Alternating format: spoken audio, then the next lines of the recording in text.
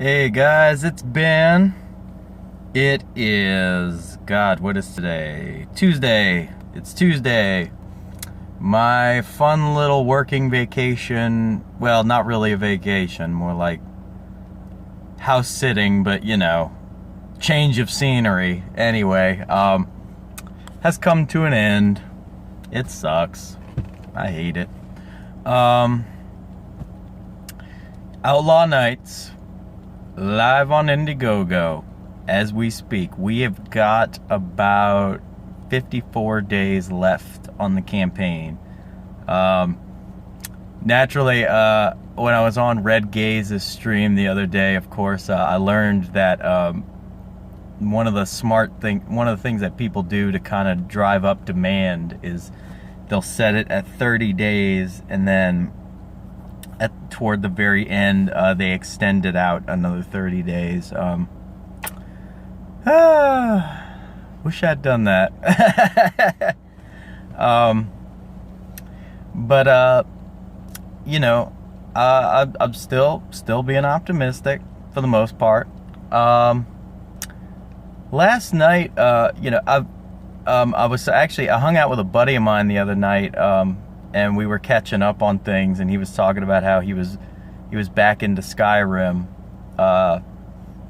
and so I just, I don't know, I was feeling kind of whatever, and so I decided during my little lull moments, I re-downloaded Skyrim on my PS4, and I started playing it again, because I've beaten this game several times, but it's one of those games where, I don't know, the dopamine spike is too good to pass up a good replay. But for the most part, I had gotten bored of it, and I was just kind of like, okay, I think I've had my run.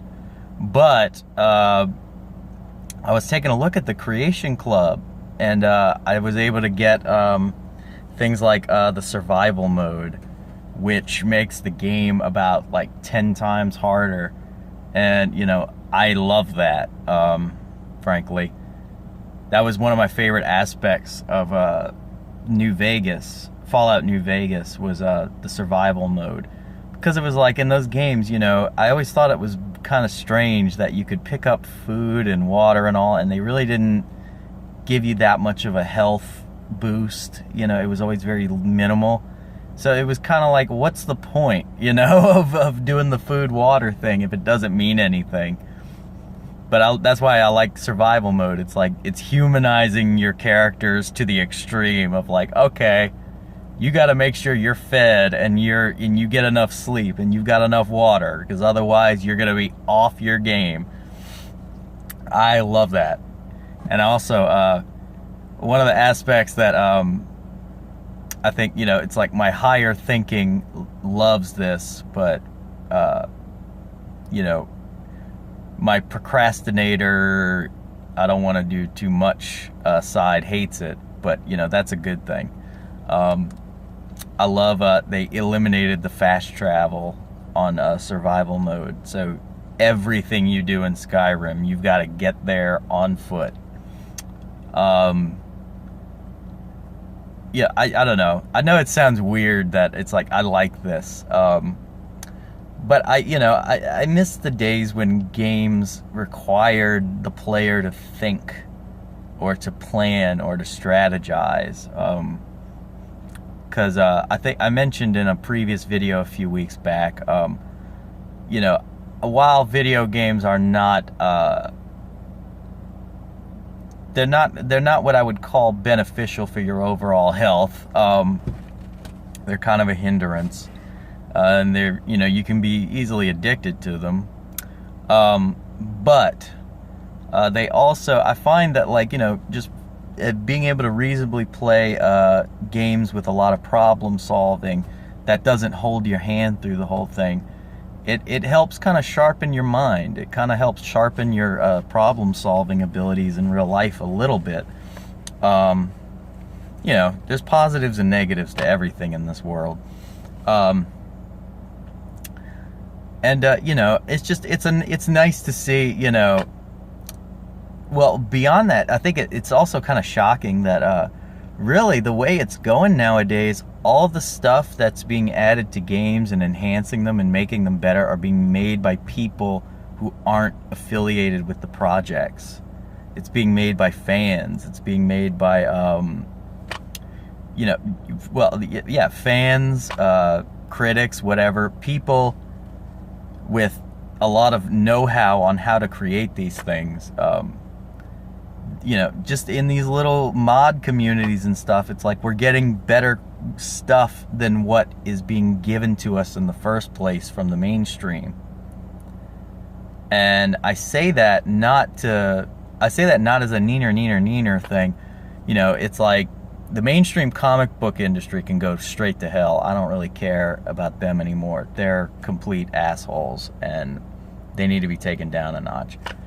Video games, however, it's like the mainstream video game producers, it's like there's enough of a mix there to where it's like none of it's really super problematic in terms of you know, the scripting and you know, pushing ideologies and all.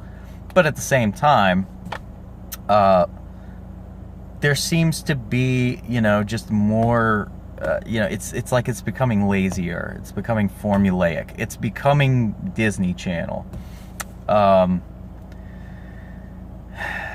don't like that. And I know that ultimately it comes from the fact that, you know, it's like they're kind of at the top of their game. So it's like really there's not a significant source of competition to really drive innovation. Everybody seems to just be kind of modeling off of each other. And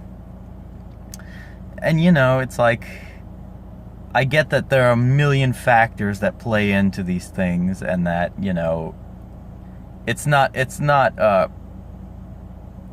wise to cast a broad stroke judgment on all of that. But I just, you know, it's a pattern and it's recognizable, and I don't like where it's going. Or at least where it seems to be going. This whole, like, you know, this bizarro backwards thought of like, we gotta sanitize and scrub every project in a video game or whatever. Like, everything has to be approved because apparently the people who play the games, it's like, for whatever reason, free will and you know, knowledge, education, what have you, all goes out the window apparently, because video games will force you to do things apparently.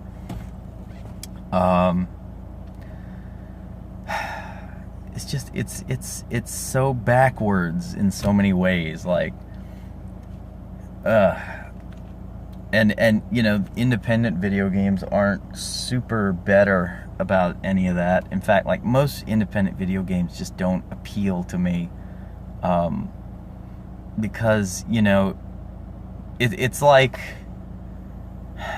the best metaphor I can use to describe how I feel about with current video games is like, I feel like I was given prime rib and, you know, fancy ass steak, something, you know, hot, very expensive, very well crafted meal kind of thing, really good stuff.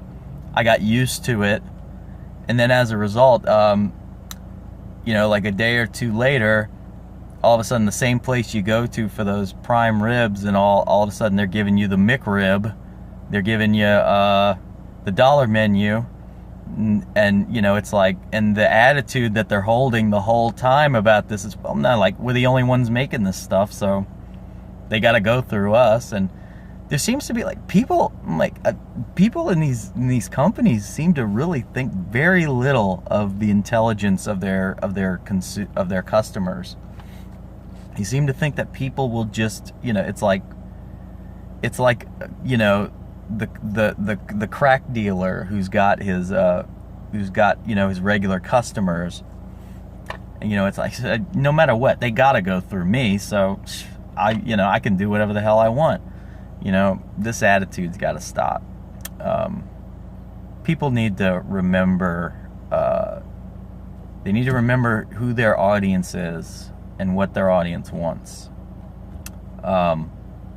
I'm new to creation in terms of like putting it out there, but I know that I've gotten a lot of constructive criticism, and I enjoy it because it shows, you know, it's like I can't grow and learn if nobody's gonna correct me if I make a mistake.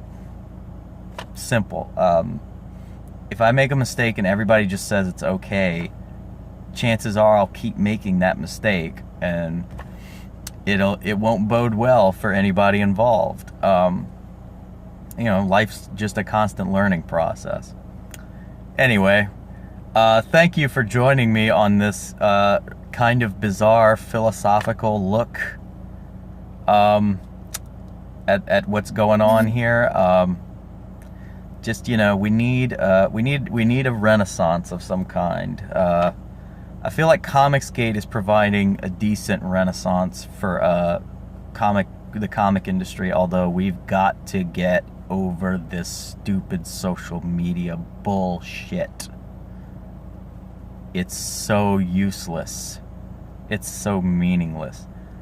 I do meaningless social media shit, but I recognize the fact that it's meaningless, and I don't make it into my life's work. You know, everybody does it. It's tempting, but you know, the fact that it's getting to the point where it's directly hurting the continued successes of this movement.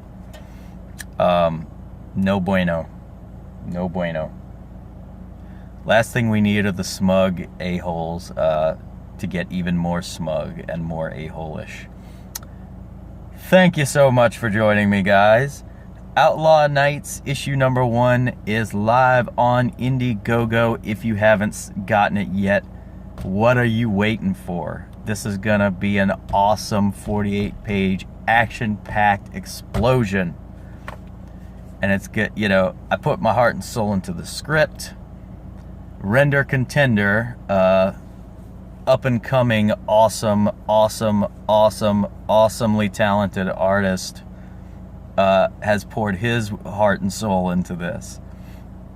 Press Colors has poured his heart and soul into this, and he's, you know, both of these guys blow me away with the depth of their work.